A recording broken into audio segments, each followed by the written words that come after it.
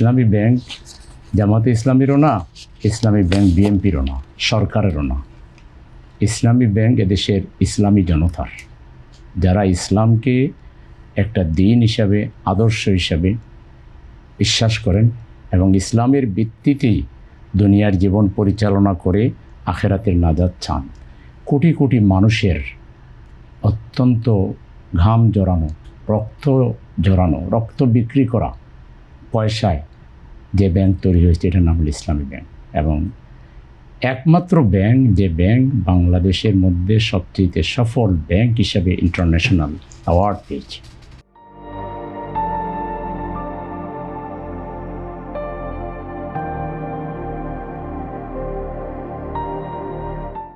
এরকম একটা বাণিজ্যিক ব্যাংক যেখানে ব্যাপক বেকারত্ব দূর করেছে, কর্মসংস্থান তৈরি করেছে এবং বিভিন্ন মানবিক সামাজিক কার্যক্রমের মাধ্যমে বিভিন্ন ধরনের শিক্ষা প্রতিষ্ঠান এবং তারা তাদের সামগ্রিক কার্যক্রমের মাধ্যমে বাংলাদেশকে এগিয়ে নিয়ে যাওয়ার ক্ষেত্রে যে ব্যাংক অনন্য ভূমিকা পালন করেছে, সেই ব্যাংক আপনি তার এমডিকে কোনো কারণ দর্শানো ছাড়া ফোর্স লিভিংয়ে পাঠিয়ে দেবেন, এটা কি মগের মূল্যকের মতো মনে হয় না?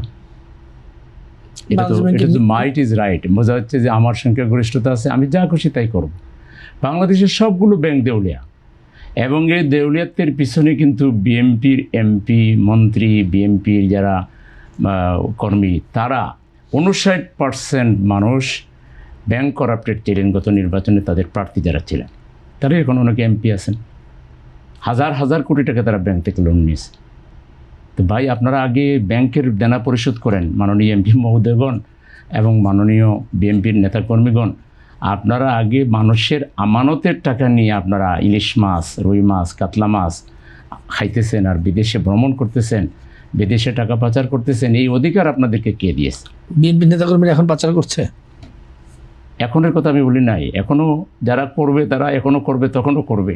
আমি বলছি বিগত দিনে যে নির্বাচনী আপনার প্রত্যেকে তার দিছে না বিস্তারিত হলফনামা, সেই হলফনামা থেকে নেওয়া তথ্য হলো 59% প্রার্থী তাদের ব্যাংক করাপ্টেড ছিলেন, যাদের কাছে হাজার হাজার কোটি টাকা।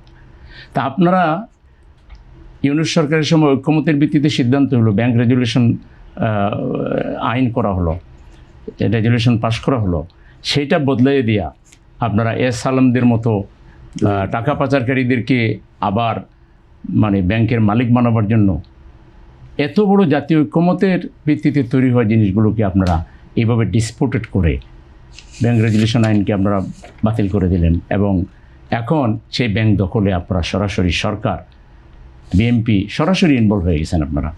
তো এটার দ্বারা আপনারা কী চাচ্ছেন? একটা সফল ব্যাংককে কেন আপনারা এইভাবে, এই ব্যাংকের সাথে জড়িত গ্রাহকরা কি তাদের আমানত চোখের সামনে আগেও পাচার হয়েছে, এখনও পাচার হবে, ব্যাংক দখল হয়ে যাবে, এই জায়গায় চেয়ারম্যান করার প্রস্তাব দিয়েছেন তিনি কে?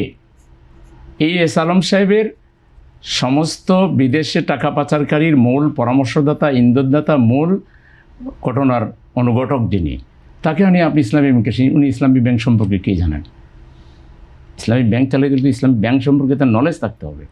কিন্তু সেই পতিত স্বৈরাচারের লোক হিসাবে অলরেডি স্যাক, তিনি এখান চাকরি থেকে তাকে বাদ দেওয়া হয়েছে। কী হিসাবে বাদ দেওয়া হয়েছে? তিনি ফ্যাসিবাদের লোক। এখন এনারা বলতেছেন কে ভালো, আওয়ামী লীগকে খারাপ হবে। এই সঙ্গে তো বিএনপি দিচ্ছে, আমরা কোথায় দিলাম? বিএনপির যারা টকশোতে আসেন বা যারা আমাদের সম্মানিত ভাই বোনেরা, তারা যেটা করেন এটা আরেকটা মব কালচার, আর এটা আরেকটা হলো অপসংস্কৃতি, যে তারা যা করেন ওটা জামাতের উপরে চালাই দেয়। আমরা কোথায় বলেছি যে ভালো আওয়ামী লীগের খারাপ আওয়ামী লীগ? তারা বলছে যে এখন ভালো ফেসিবাদ, মন্দ ফেসিবাদ, এই যে দেখেন না, তাকে নিয়ে আসছে। তারপরে এমডি সাহেব তিনি সফলতার সাথে দায়িত্ব পালন করছিলেন, তাকে কেন ফোর্স স্লিপ দিতে হবে?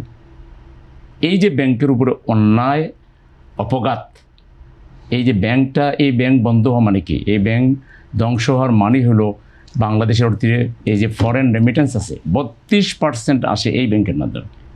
আজকে রেমিটেন্স যোদ্ধারা যদি মনে করে যে আমাদের আমানত তো এখানে হেফাজত না, আমাদের তাহলে বাংলাদেশের অর্থনীতিটা কোথায় গিয়ে দাঁড়াবে?